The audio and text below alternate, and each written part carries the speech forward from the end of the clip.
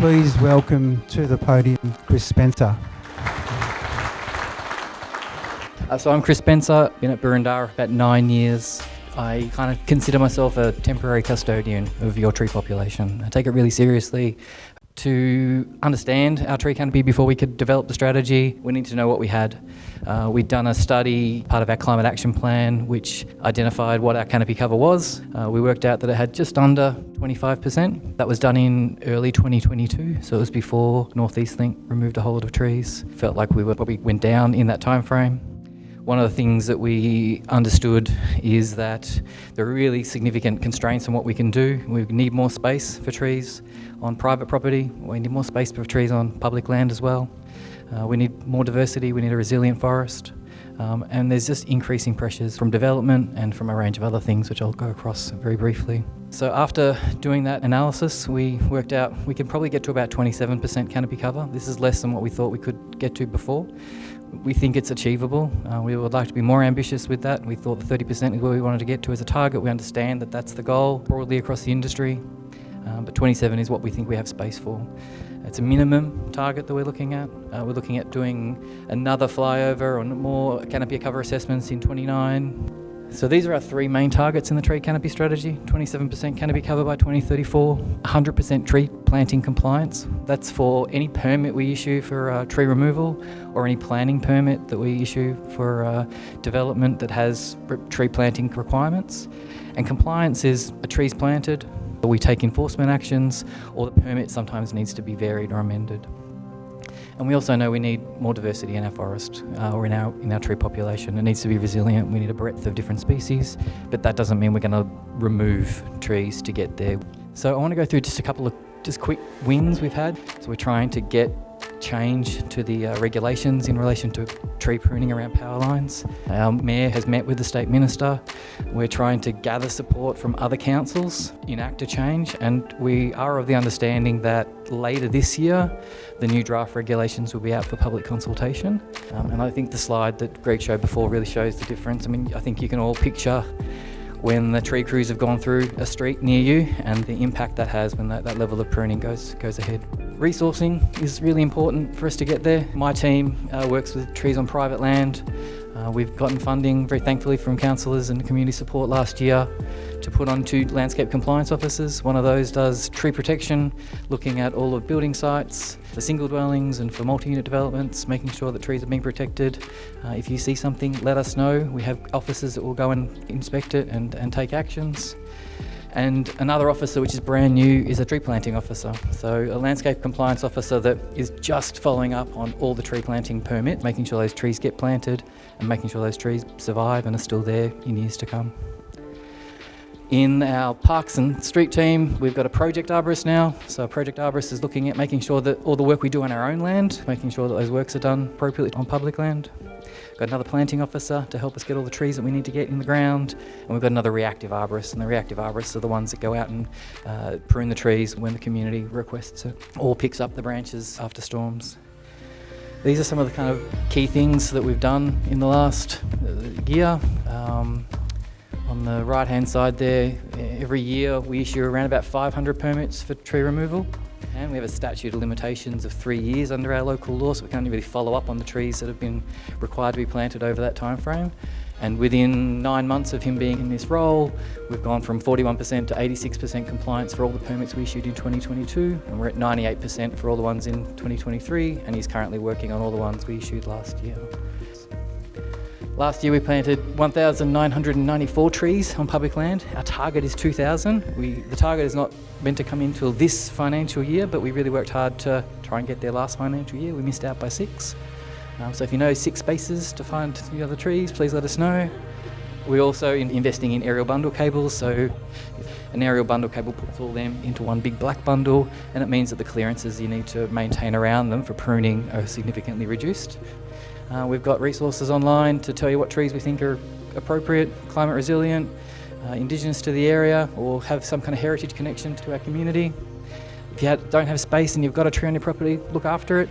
Get a qualified arborist to come and give you some advice, give it some water, give it some mulch. And if you see space on your neighbour's property, encourage them to plant a tree on their land.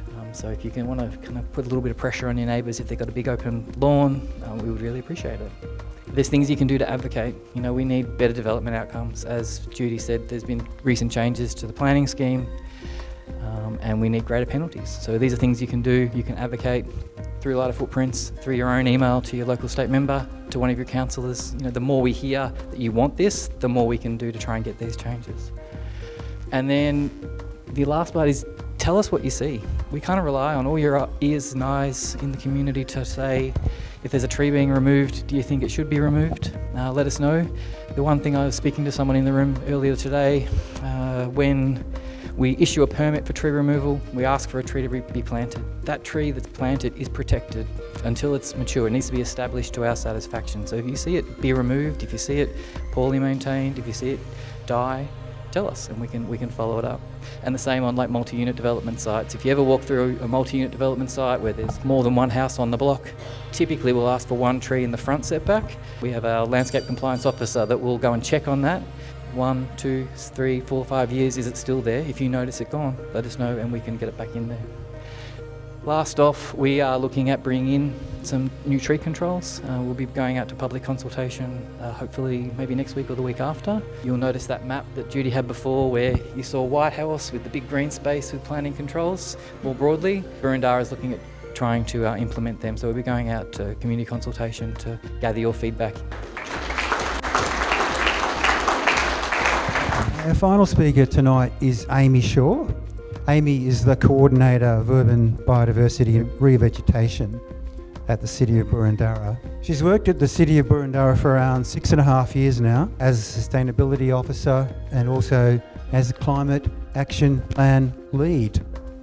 Wow, big job. Please welcome Amy Shaw. Yes, I'm here to talk to you tonight about our Urban Biodiversity Strategy that was endorsed last September. We currently have 525 different species of indigenous flora and fauna. And then we have our biodiversity sites that we manage in our biodiversity team. 62 hectares of land managed for biodiversity currently.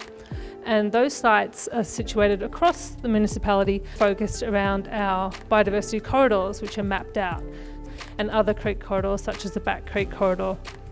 So wildlife, as you can imagine, tends to gravitate towards creeks or rivers. So that's where we find our most rich biodiversity sites in Boroondara. But we still do have some more pockets of biodiversity throughout the centre of the municipality along the Anniversary Trail, which we are trying to preserve. We want to create a really well-connected municipality for wildlife. The strategy identifies a range of challenges that we have: development and private land use, really big issues for biodiversity. Other issues, climate change, which has been touched on, really important. Pest animals, native pests as well, for example, the noisy miners and the impacts on smaller birds. Light pollution has an impact on our wildlife and also flora, domestic animals. So there's a range of challenges that we're facing with urban biodiversity, and our team's really committed through our strategy to try and address these challenges and get better outcomes for our wildlife throughout Boroondara. So in our strategy, we have 2 key targets. The first is to increase the area managed for biodiversity by 1 hectare a year, and the second is around having our residents and schools planting, basically, indigenous plants, native plants, 5,000 per year. There's another section in the document which sort of has a 10-year outline of what we're going to do. So in year 1, these are the sites we're going to increase our biodiversity on. This zone on this site and this zone on that site, and then year 2, and so on through year 10. If we can exceed that target, we will exceed that target. Last year we were just a couple of hundred off that target.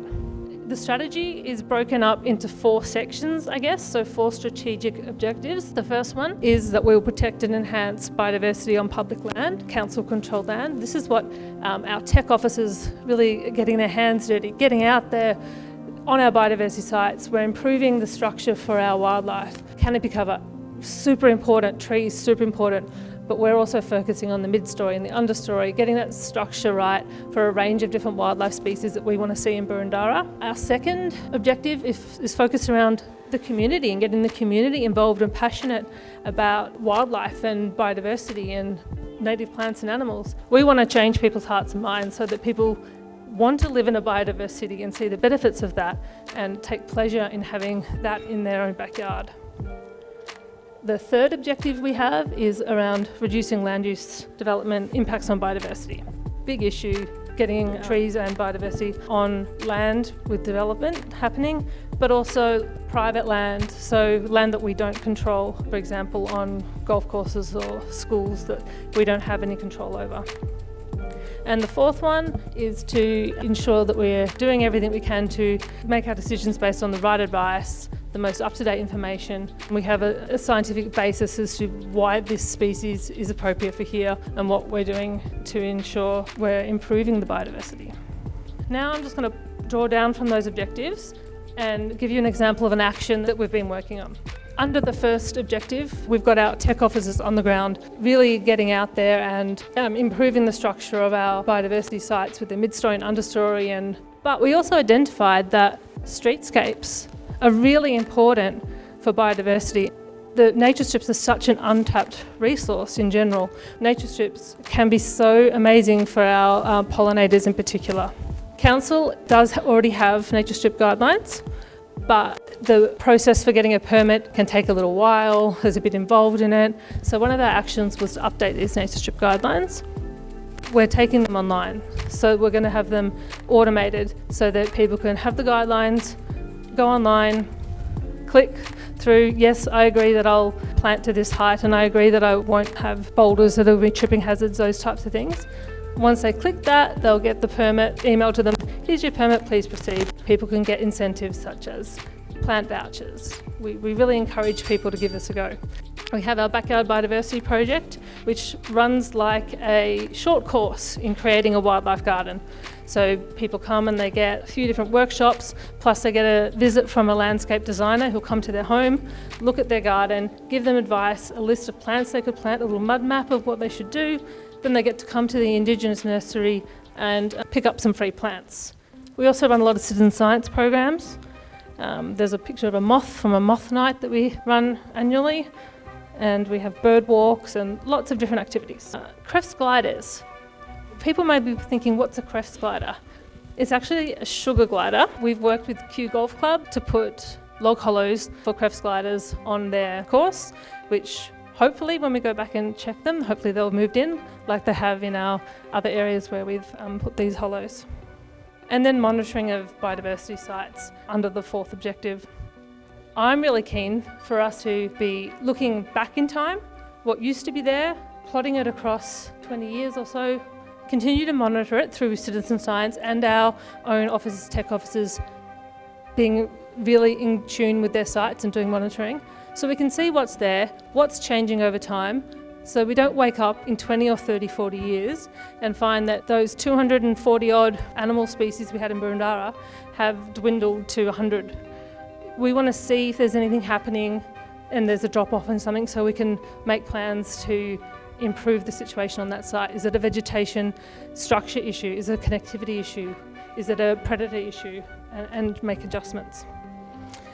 How can you help? You could join the Backyard Biodiversity Program. It's run every year. Love to see you there. And create your own garden at home. You can plant out nature strip, get some free plants. You can join some of our citizen science events, come to a moth night, a bird walk, flying fox walks as well. Or you can join a friends group. So we've got some amazing friends group in Boroondara who are doing really great things. And we'd love to see you at some events. Living for Our Future e-news, which you can join. Thank you.